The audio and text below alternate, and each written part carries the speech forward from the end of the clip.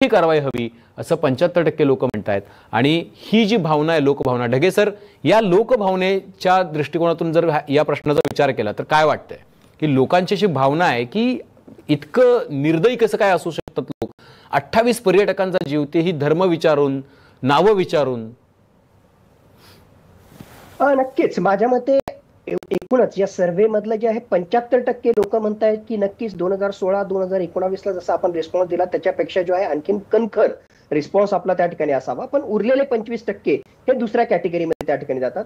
माझ्या मते जे उरलेले 25% असतील जे या मताशी सहमत त्या ठिकाणी नाहीये की याच्यापेक्षा सुद्धा कडक कारवाई व्हावी, त्यामधलं एक ग्रुप असाही त्या ठिकाणी असू शकेल की ज्यांना वाटतं की खरोखरच पाकिस्तान विरुद्ध जे आहे याच्यापेक्षा कणखर कारवाई करणं हे आज घडीला सरकारला जमत नसेल। म्हणजे सरकारच्या विश्वासार्हतेवर म्हणा किंवा सरकारच्या क्षमतेवर प्रश्नचिन्ह निर्माण करणाराही एक वर्ग त्या ठिकाणी असू शकतो, तो या 25% मध्ये लपलेला त्या ठिकाणी। पण 75% जनता जी आहे सरळ सरळ म्हणजे माझ्या मते जनभावना सुद्धा जी आहे, तुम्ही सामान्य लोकांशी सुद्धा जे बोलले तर त्यांच्यामध्ये सुद्धा जो आहे हा एक प्रकारचा राग त्यांच्यामध्ये त्या ठिकाणी दिसतोय। आणि वेगवेगळ्या चर्चांमधून सुद्धा तुम्ही ऐकलं असेल की बरेच विश्लेषक सुद्धा जे आहेत ते याच अँगलने विचार करतायत की इनफ इज इनफ आणि याच्यापेक्षा जे आहे जोरदार कारवाई होणं त्या ठिकाणी अपेक्षित आहे। माझ्या मते या पहिल्या प्रश्नाच्या सर्व्हेमधून जे काही इनपुट आपल्याला त्या ठिकाणी मिळाले ती जनभावना जी आहे ती बिलकुल अशाच प्रकारची। आणि खरोखरच आपण विश्लेषक म्हणून सुद्धा त्या ठिकाणी जर पाहिलं तर हा प्रश्न जर आपल्याला काही अंशी याला जर आडकाठी त्या ठिकाणी आणायची असेल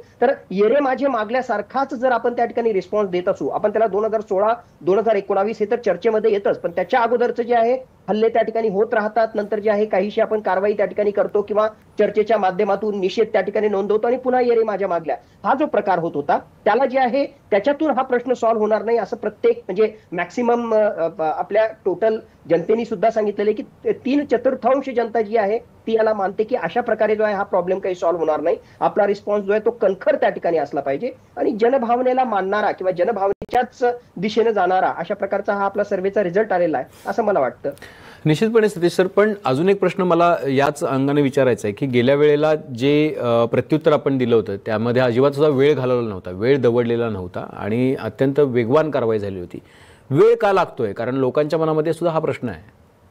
हो, पण म्हणजे अजूनही जे आहे हार्डली आपल्याकडे जे आहे 7 ते 8 दिवस त्या ठिकाणी झालेले आहेत। आपण 2016चं आणि 2019चं जे आहे कंपॅरिझनसाठी उदाहरण त्या ठिकाणी घेतलं तिथे सुद्धा जे आहे 18 दिवसांचा कालावधी आपण त्या ठिकाणी लागलाच होता ना, म्हणजे त्या सगळ्या हल्ल्यामध्ये। तर त्या कंपॅरिझन मध्ये जे आहे 7 दिवस त्या ठिकाणी झालेले एक गोष्ट। आणि दुसरं त्यावेळेसच्या सिच्युएशन पेक्षा यावेळेसची सिच्युएशन बऱ्याच अंशी जी आहे बदललेली आहे, कारण ज्या प्रकारची तयारी पाकिस्तानने केलेली आहे, ज्या प्रकारचा हाईप या सिच्युएशनशी रिलेटेड झालेलं आहे, तर आणि या सगळ्या कारवाईमध्ये कुठलंही लष्कर असो सगळ्या कारवाईमधले सगळ्यात 2 महत्वाचे फॅक्टर जे असतात, एक जो असतो तो सरप्राईज फॅक्टर असतो आणि दुसरा जो आहे तो डिसेप्शन फॅक्टर असतो।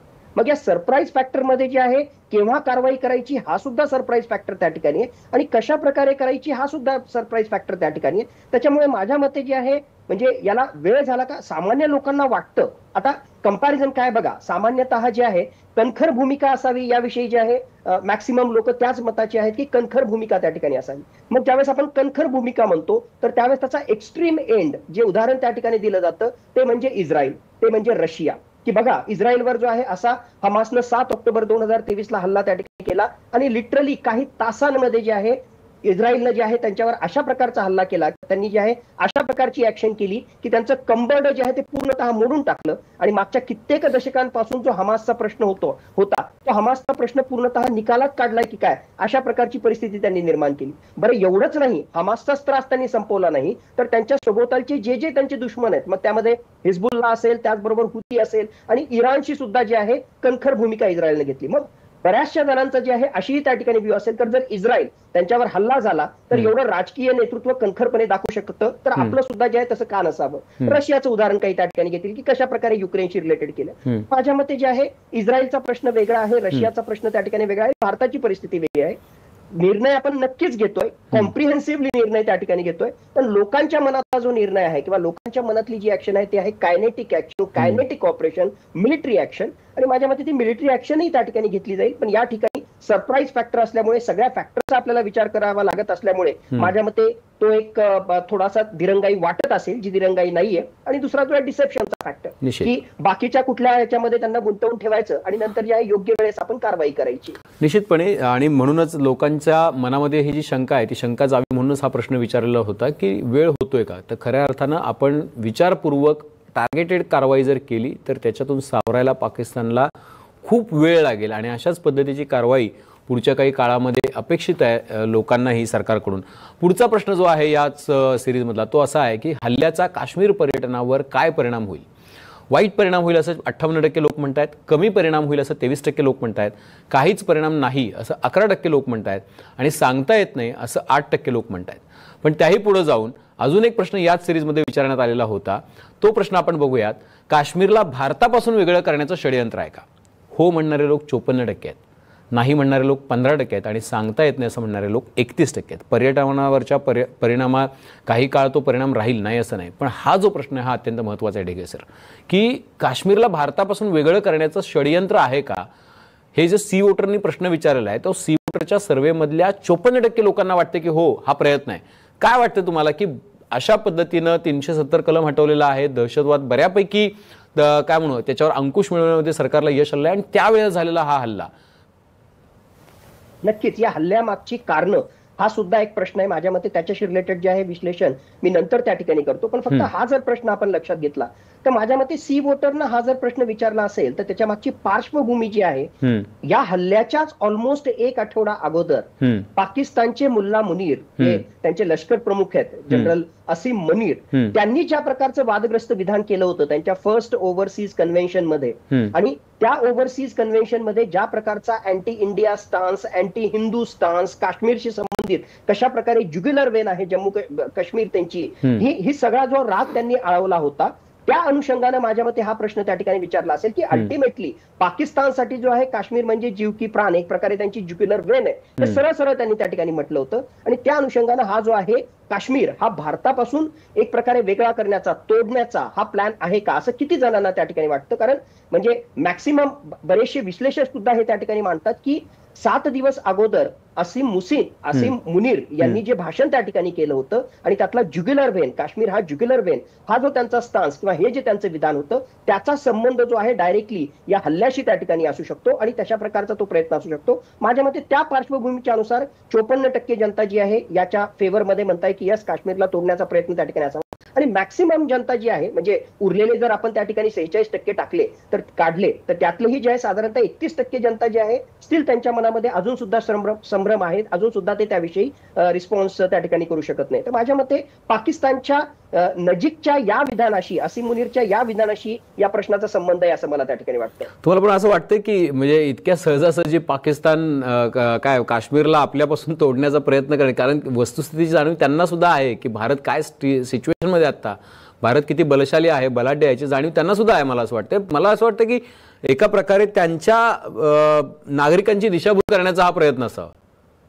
हो, एक कारण जे आहे एकाही प्रश्नाच्या याच्यात आहेच की तिथल्या एकूणच जी परिस्थिती आहे पाकिस्तानची सुद्धा आताची जी परिस्थिती त्या ठिकाणी आणि लगेच मागचा काही काळ जर घेतला तर ज्या प्रकारची नाचक्की किंवा ज्या प्रकारचा पाकिस्तानच्या आर्म्ड फोर्सेसचा मुख्यतः लष्कर प्रमुखांचा जो आहे कंट्रोल सैल होताना त्या ठिकाणी दिसतोय. कर्टसी जाफर एक्सप्रेसवर झालेला हल्ला त्या ठिकाणी असो, कर्टसी त्यांच्या कॉन्व्हॉयवर BLAने केलेला हल्ला आणि त्यामध्ये काही पाकिस्तानी नागरिकांचा जीव गेलेला असो, कर्टसी काही पाकिस्तानी नागरिकांचा जो आहे इराणच्या सीमेवर जे आहे त्याची निर्घृण हत्या केलेली असो, म्हणजे या काही काळातल्या ज्या घटना होत्या, हार्डली मागच्या 2-3 आठवड्यातल्या ज्या घटना होत्या त्याच्यामुळे मोठ्या प्रमाणावर लष्कर प्रमुख यांची जी आहे एक प्रकारची पकड ही सैल होतीये का, त्यांना जे आहे पाकिस्तानचेच जे अंतर्गत हे स्वातंत्र्य सेनानी आहेत बलोच लिबरेशन आर्मीशी संबंधित त्यांचा बंदोबस्त करायला सुद्धा त्यांना अवघड जातंय का, अशा प्रकारचं एक परसेप्शन तिथल्या जनतेमध्ये निर्माण झालं होतं. यांची पकड सैल होतीये की काय असं त्या ठिकाणी वाटत होतं आणि काही काळामध्ये आता हे जनरल मुनीर जे आहेत ते रिटायर होत आहेत, तर ही एक पार्श्वभूमी त्या ठिकाणी असावी आणि याचं कुठेतरी लक्ष हटवण्यासाठी, कारण पाकिस्तानमध्ये जे आतापर्यंतचा इतिहास त्या ठिकाणी पहा त्यांचा जो आहे सगळ्यात सोपा फॉर्म्युला त्यांच्या राजकारण्यांसाठी त्याचबरोबर तिथल्या लष्कर प्रमुखांसाठी सगळ्यात सोपा फॉर्म्युला म्हणजे काश्मीरचा के कार्ड त्या ठिकाणी खेळणं, काश्मीरचा जो आहे राग त्या ठिकाणी आळवणं, अँटी हिंदू, अँटी इंडिया अशा प्रकारचं बोलणं, अशा प्रकारचा स्टान्स घेणं, म्हणजे बाकीचे मुद्दे जे आहेत ते साईड लाईन होतात आणि हे जे आहे हे मुद्दे तिथल्या जनतेच्या मनामध्ये त्या ठिकाणी चालतात. कारण मुळातच म्हणजे त्यांच्या जन्मापासूनच जे आहे भारताविषयी जो आहे प्रचंड द्वेष त्यांच्या मनामध्ये, आणि त्यालाच त्याच कार्डला ते खेळतात आणि त्याच्यावर जे आहे कॅपिटलाइज करण्याचा प्रयत्न करतात. निश्चितपणे कॅपिटलाइज करण्याचा प्रयत्न आहे. आणि आपल्याला माहिती आहे की ज्या पद्धतीनं गेल्या काही काळापासून हे सगळे प्रयत्न चालू आहेत आणि त्याचाच हा परिणाम आहे की त्यांना बलोच लिबरेशन आर्मीशी पण लढता येत नाही आहे. त्यांना अंतर्गत जे प्रश्न आहेत, आर्थिक असतील, सामाजिक असतील किंवा राजकीय प्रश्न जे आहेत पाकिस्तानमध्ये अंतर्गत, त्याच्याशी सुद्धा त्यांना दोन हात करता येत नाहीत. आणि त्यामुळं त्या सगळ्यावरून लक्ष हटवण्याचा हा प्रयत्न आहे. आपण पुढचा प्रश्न बघूयात की हल्ल्याचा काश्मीरच्या पर्यटनावरती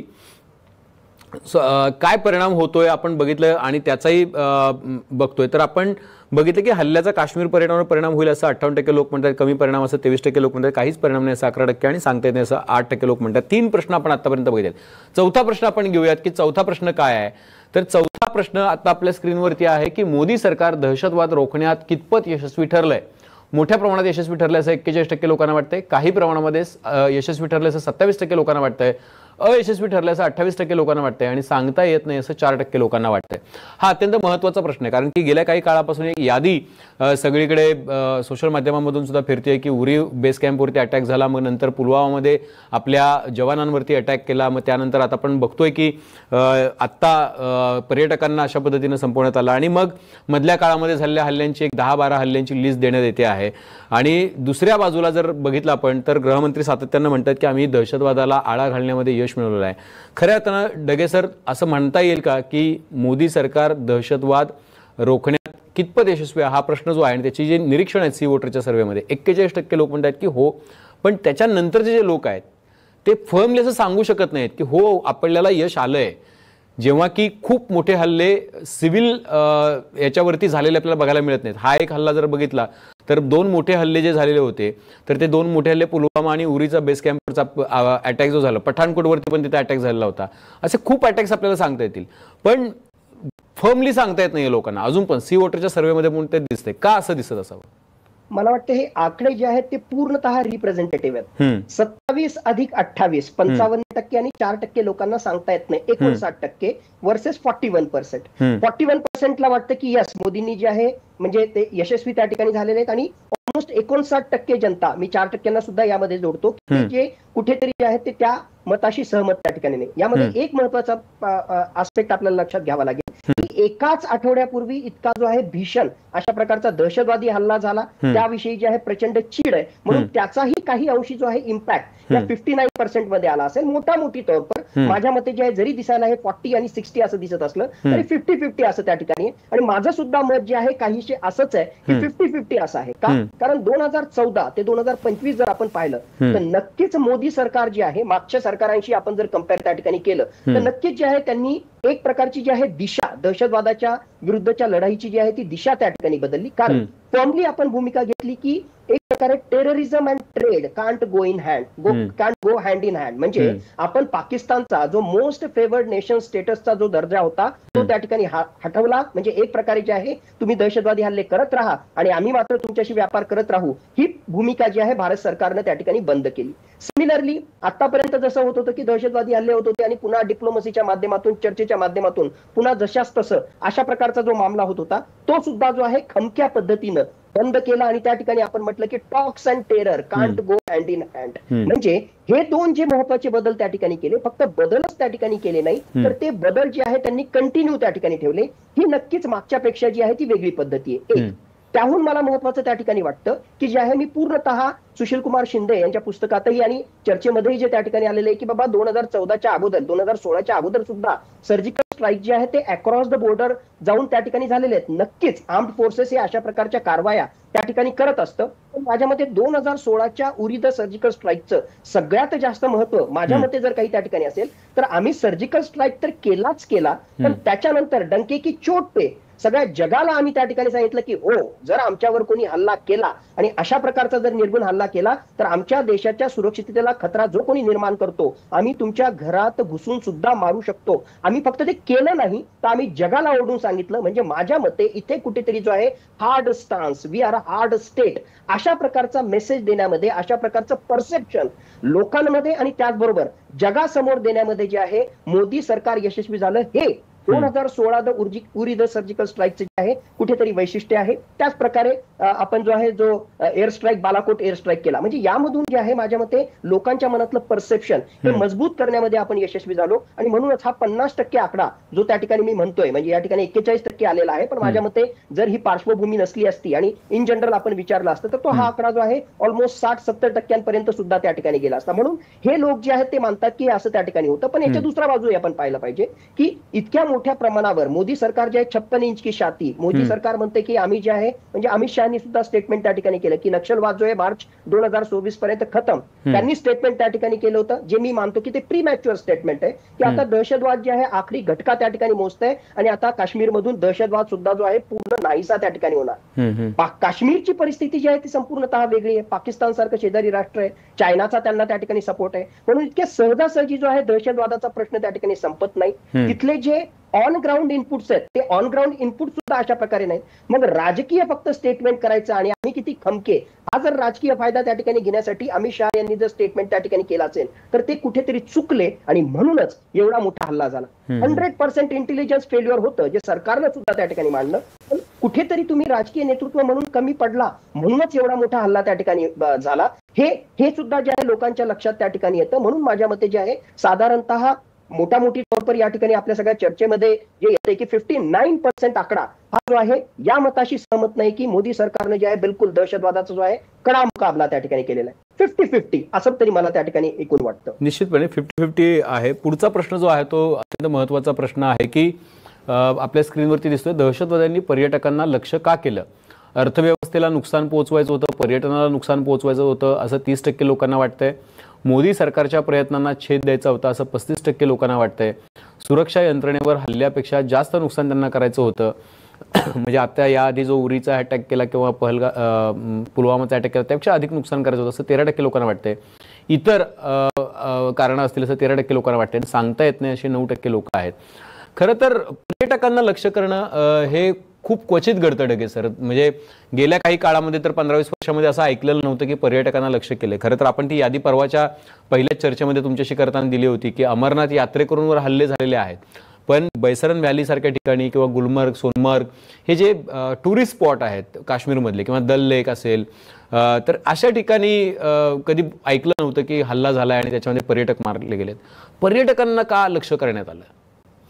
हे जे सगळे आकडे त्या ठिकाणी आले त्या आकड्यांच्या विश्लेषणावर मी थोड्या वेळा त्या ठिकाणी येतो. फक्त एक मुद्दा मला या ठिकाणी ठेवायचा आहे. मुळात जे आहे दहशतवादाला जर त्या ठिकाणी टिकवायचं असेल तर माझ्या मते जे आहे 3 F महत्वाचे ठरतात. एक F जे आहे मी म्हणेल फॉडर, म्हणजे फंडिंग त्या ठिकाणी लागतं. दुसरा जो आहे त्या ठिकाणी केडर, म्हणजे एक जे आहे ते फॉडर लागतं, फंडिंग लागतं दहशतवादासाठी. दुसरा जो आहे तो केडर, म्हणजे जे आहेत असे माथी भडकलेले जे युवक आहेत त्यांना कुठेतरी दहशतवादाच्या जाळ्यात ओढणं आणि त्याच्या माध्यमातून दहशतवादी तयार करणं, ते केडर त्या ठिकाणी लागतं. आणि तिसरा जो आस्पेक्ट आहे मी म्हणेल फोकस, एक प्रकारे परसेप्शन. हे परसेप्शन त्या ठिकाणी क्रिएट करणं. माझ्या मते 2019चा जो आर्टिकल 370 हटवण्याचा जो निर्णय होता तो खऱ्या अर्थानं ग्राउंड ब्रेकिंग होता. कारण तो निर्णय घेतल्यानंतर 2019 ते 2025 पर्यंतचा जर कालावधी पाहिला तर खरोखरच खूप सारे बदल त्या ठिकाणी घडले. ज्या बदलांमध्ये आता जे आहेत बाहेरून सुद्धा लोक कुठेतरी जम्मू काश्मीरमध्ये येऊ लागले, त्या ठिकाणी वेगवेगळ्या प्रोजेक्ट्समध्ये त्या ठिकाणी सहभागी होऊ लागले. नंबर 1. दुसरं, मोदी सरकार अशा प्रकारचं परसेप्शन क्रिएट करण्यामध्ये यशस्वी त्या ठिकाणी झालं की आता जम्मू काश्मीरमध्ये जे आहेत विकासाचे दिवस आलेले आहेत. आता तिथे जे आहे शांतता प्रस्थापित त्या ठिकाणी होते आणि आता जम्मू काश्मीरमध्ये सुद्धा जे आहेत ते अच्छे दिन त्या ठिकाणी येत आहेत. म्हणजे शांतता प्रस्थापित होते, वादग्रस्त आर्टिकल 370 आपण त्या ठिकाणी हटवून ठेवलेलं आहे, लोकांना त्या ठिकाणी रोजगार मिळत आहेत आणि विकासाच्या दिशेने हे सगळं जात आहे. अशा प्रकारचं परसेप्शन क्रिएट करण्यामध्ये ते यशस्वी झाले. तर दुसऱ्या बाजूला असाही एक वर्ग त्या ठिकाणी होता की आमची काश्मीरियत, आमची जी ओळख होती त्या ओळखेवर हल्ला घालण्याचा प्रयत्न हा मोदी सरकारनं मागच्या 5 वर्षामध्ये केला. हेच मोदी सरकार जे आहे ते हिंदुत्वाला स्ट्रॉंगली सपोर्ट करतं, म्हणजेच एक प्रकारे जे आहे इथे मायनॉरिटीजला त्रास होतो असा मानणाराही एक वर्ग त्या ठिकाणी होता. मग ही सगळी पार्श्वभूमी जर लक्षात घेतली तर आतापर्यंत 1947 पासून आतापर्यंत ज्यांनी या काश्मीर प्रश्नावर पोळ्या भाजल्या, म्हणजेच काश्मीरियतचा मुद्दा असेल, आम्ही कसे वेगळे आहोत, कसा जम्मू काश्मीर जो आहे अशांत आहे हे जर त्यांना पेटवत ठेवायचं असेल तर अगोदरची आता मी जी चर्चा केली ते त्यांच्यासाठी परवडण्यासारखं नाहीच आहे, की शांत होतंय, डेव्हलपमेंट त्या ठिकाणी होतंय, आमच्या काश्मीरियतला छेद देऊन जे आहे बाहेरचे लोक आत त्या ठिकाणी येत आहेत, हिंदुत्वाचा एजेंडा घेणारं सरकार हे केंद्र सरकारमध्ये त्या ठिकाणी आहे. या सगळ्या गोष्टी जर एकत्रित पाहिला तर याला छेद देण्यासाठी काहीतरी त्या ठिकाणी करणं अपेक्षित होतं किंवा काहीतरी करणं हे त्या ठिकाणी जे आहे दहशतवाद्यांसाठी आवश्यक होतं. आणि म्हणूनच मग आतापर्यंत त्यांना काय त्या ठिकाणी करता येत होतं, की सुरक्षा दलावर जे आहे, बाय द वे मागचाही काही महिन्यांचा इतिहास काढला तर सुरक्षा दलावर जे आहे ते हल्ले होत होते, तेवढं मोठं जे आहे नुकसान त्या ठिकाणी होत नव्हतं. पण याच्यासाठी जर त्या प्रकारची हाईप किंवा त्या प्रकारचं परसेप्शन मध्ये यांना जिंकायचं असेल तर मास किलिंग्स, मास अटॅक हे करणं आवश्यक होतं. आणि त्याहून महत्वाचं योग्य ती टायमिंग साधणं. खरोखरच टायमिंग सुद्धा महत्वाची आहे, की जेडी व्हॅन्सचं त्या ठिकाणी येणं, कारण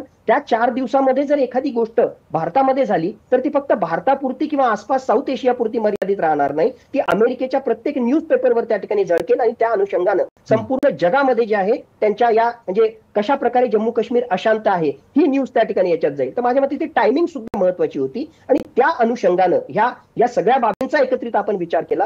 हे डिस्टर्ब करण्यासाठी काश्मीर अजूनही अशांत आहे. काश्मीरमध्ये जे आहे आताही जे आहे एक प्रकारे अन्याय तिथल्या लोकांवर होतोय आणि म्हणून आम्ही हिंदूंना टार्गेट केलं आणि त्याच्या अनुषंगानं आउटसाइडर्स जे आहेत त्या आउटसाइडर्सला, पर्यटकांना आता एंट्री नाही किंवा तुमच्यासाठी अवघड आहे हे दाखवण्यासाठी जे आहे अशा प्रकारचा पर्यटकांनाच टार्गेट करण्याचा प्रयत्न, सॉफ्ट टार्गेट येते कारण ते आपले लूप होल्स त्या ठिकाणी राहिले, सिक्युरिटी लूप होल्स त्याचा त्यांनी अभ्यास केला, म्हणूनच त्या इंटेलिजन्स फेल्युअरच्या माध्यमातून, सिक्युरिटी लूप होल्सच्या माध्यमातून ते मध्ये घुसले आणि अशा प्रकारचा हा सगळा तो म्हणजे हिंसाचार जो आहे, नरसंहार जो आहे ते त्या ठिकाणी करू शकले. तर माझ्या मते ही सगळी पार्श्वभूमी लक्षात घेता हा अटॅक का केला असेल तर जम्मू काश्मीर अशांत आहे हे दाखवण्यासाठी त्यांनी अटॅक केला असेल आणि त्याच्या माध्यमातून सगळ्या जम्मू काश्मीरशी रिलेटेड डेव्हलपमेंटल ऍक्टिव्हिटीज असतील किंवा या बाकी सगळ्या ज्या गोष्टी आहेत त्याला सुद्धा कुठेतरी छेद देण्याचा प्रयत्न करण्यामध्ये ऍटलिस्ट काही काळासाठी ते यशस्वी झालेले असतील. निश्चितपणे एक शेवटचा प्रश्न आहे, सी वोटर सर्व्हेमध्ये ही जी वेगवेगळी निरीक्षण समोर येत आहेत त्यातला हा शेवटचा प्रश्न आहे, अत्यंत महत्त्वाचा आहे, की पहलगाम हल्ल्यामागील कारणं काय असतील. काश्मीरला भारतापासून वेगळं करण्याचा प्रयत्न आहे असं 31% लोक म्हणतात. कलम 370 हटवण्याच्या विरोधात 18% लोक म्हणतात. पाकमधील मुद्द्यांपासून लक्ष हटवण्याचा प्रयत्न म्हणजे त्यांच्या देशांतर्गत जे प्रश्न आहेत सामाजिक, आर्थिक, राजकीय त्यापासून त्यांना लक्ष हटवायचं होतं म्हणून त्यांनी दहशतवादी हल्ला घडवून आणला असं 17% लोक म्हणतात. पीओकेवरील भारताच्या विधानाला प्रत्युत्तर द्यायचं होतं असं 7% लोक म्हणतात. त्यानंतर जर आपण बघितलं तर वक्फ बिल जे पास केलेलं आहे सुधारणा कायदा तर त्याच्या विरोधातली ही प्रतिक्रिया असं 10% लोकांना वाटतंय. अमेरिकेचे उपराष्ट्रपती होते भारताच्या दौऱ्यावरती आणि त्यावेळेला अशा पद्धतीचा हल्ला घडवून एक प्रकारे अस्थिरता आहे असं भासवण्याचा प्रयत्न असं 6% लोकांना वाटतंय. इतर कारण आहेत असं 6% लोकांना वाटतंय आणि सांगता येत नाही असं म्हणणारे 5% लोक आहेत. सी वोटरच्या सर्व्हेमधले हे जे काही निरीक्षण आहेत ढगे सर, तर त्याच्यामध्ये खूप सारी वेगवेगळी आहेत. त्याच्यामध्ये वक्फ बिलाचं आहे, त्याच्यामध्ये 370 कलम आहे, त्याच्यामध्ये देशांतर्गत असुरक्षितता वाटावी अशा पद्धतीचं जेडी वान्स यांच्या दौऱ्यावेळचं निरीक्षण आहे. पाकमधील मुद्द्यांपासून लक्ष हटवण्यासाठीचं आहे. वेगवेगळ्या वेळेला वेगवेगळी कारणं शोधून पाकिस्ताननं आपल्याला लक्ष केलं. या वेळेला त्यांना असं काय करायचं होतं की ज्या म्हणजे काही कारण खरं तर आत्ता सीमेवरती तणाव नव्हता वगैरे वगैरे या गोष्टी काही नव्हत्या पण तरीही हल्ला झाला.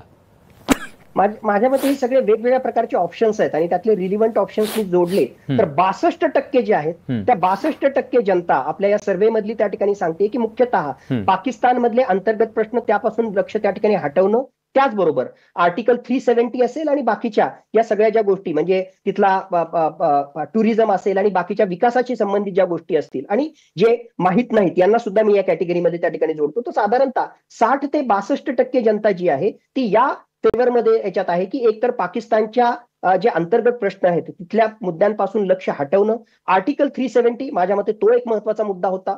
मोदी सरकारची इमेज की जी आहे हिंदुत्वालाच फॉलो करणारा अशा प्रकारचा आणि कुठेतरी जे आहे मुस्लिमांना या ठिकाणी खतरा आहे अशा प्रकारचं परसेप्शन काही लोकांमध्ये क्रिएट झालं म्हणून इमिजिएट जो वक्फ बिलशी रिलेटेड सगळा मामला जो होतो त्यातही म्हणजे तोही मानणारा एक वर्ग त्या ठिकाणी. तर या सगळ्यांना जर आपण जोडलं तर तो आकडा साधारणतः जो आहे 62% येतो आणि मला वाटतं की खरोखरच हा हल्ला जर झाला असेल, आता थोड्या वेळापूर्वी बोलताना मी जसं सांगितलं की परसेप्शन आहे, बाकी सगळा जो आहे आर्टिकल 370 आणि बाकी सगळा हा वाद आहे, याला एकत्रितरित्या म्हणजे मल्टिपल कॉजेस जे आहेत त्याचं कॉम्बिनेशन त्यांनी त्या ठिकाणी केलं आणि त्याच्या अँगलनी ती योग्य टायमिंग साधत हा हल्ला त्यांनी करण्याचा प्रयत्न केला, फक्त एका गोष्टीसाठी की बाबा फक्त पर्यटनालाच रोखण्यासाठी, किंवा फक्त जो आहे 2019च्या आर्टिकल 370चा राग म्हणून, किंवा काय जे विधान पीओकेशी संबंधित मागच्या काही काळामध्ये केलं की that is the unfinished agenda, त्याच्याशी रिलेटेड रिटॅलिएशन म्हणून. मला फक्त एक मुद्दा आहे ज्याच्यामुळे हा हल्ला झाला असं वाटत नाही, पण वेगवेगळ्या फॅक्टर्सला जर आपण कंबाईंड त्या ठिकाणी केलं तर त्याचा जो आहे अल्टिमेट एंड रिझल्ट म्हणजे अशा प्रकारची स्ट्रॅटेजी साधून त्यांनी हा हल्ला केला असं मला वाटतं. निश्चितपणे सी वोटरचा सर्व्हे जो आहे तो समोर आलेला आहे आणि लोकांची तीव्र भावना आहे. लोकांची एक भावना तर आपल्याला थेटपणे दिसते आहे की अत्यंत कडक शासन अशा लोकांना झालं पाहिजे. 75% जास्त लोकांना असं वाटतंय की पुलवामा आणि त्या आधी उरी हल्ल्याच्या वेळेला जशी आपण प्रतिक्रिया दिलेली होती, अगदी सर्जिकल स्ट्राईक केलेला होता, त्याहीपेक्षा अधिक कडक कारवाई झाली पाहिजे. त्यानंतर कोणी अशा पद्धतीचं धाडस आपल्या देशामध्ये येऊन आपल्या नागरिकांवरती हल्ला करण्याचं कोणी करणार नाही. आणि विशेष गोष्ट ही आहे की सगळे राजकीय पक्ष आज सरकारच्या बाजूनं ठामपणे उभे आहेत. दुसऱ्या बाजूला काश्मीरचे लोक जे आहेत ते सुद्धा सरकारसोबत आहेत आणि त्यांनी सुद्धा या हल्ल्याचा तीव्र निषेध केलेला आहे. ज्यांनी कोणी या हल्ल्याला मदत केलेली आहे त्यांना शोधण्याचं काम चालू आहे. वेगवेगळ्या प्रकारे सगळ्या यंत्रणा आपापलं काम करत आहेत. डोळ्यात तेल घालून लक्ष ठेवण्याचं काम चालू आहे आणि आता पुढच्या काही दिवसांमध्ये ती प्रतिक्रिया निश्चित उमटणार आहे. त्याची काळ वेळ सरकार ठरवेल, योग्य पद्धतीनं आखणी केली जाईल. कारण ह्या गोष्टी ज्या आहेत जशा इतक्या टी व्हीवरती किंवा चौकामध्ये आपण जशा बोलतो तितक्या सोप्या नाही आहेत. प्रत्येक गोष्टीचे दीर्घकालीन परिणाम त्याचाही विचार करावा लागतो, आंतरराष्ट्रीय गोष्टी त्याचाही विचार करावा लागतो.